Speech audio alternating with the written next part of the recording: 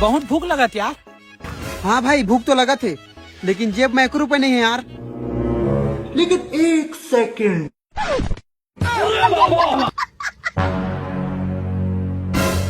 कहीं खा मत जाई हो दिलवा के बिरयानी। नहीं सारुण के यहाँ कुछ तो गड़बड़ है। भाई मोर पास एक आइडिया है। हाँ बताना भाई।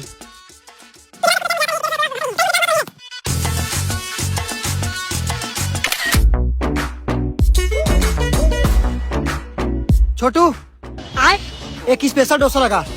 हाँ भैया आप भी ठीक करके देता हूँ।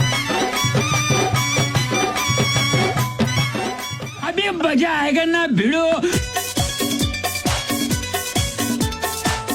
लेकिन 1 सेकंड।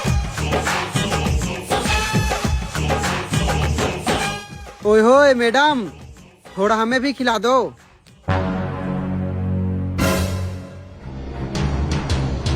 इतना भी नखरा मत दिखा, थोड़ा सा तो खिला दे।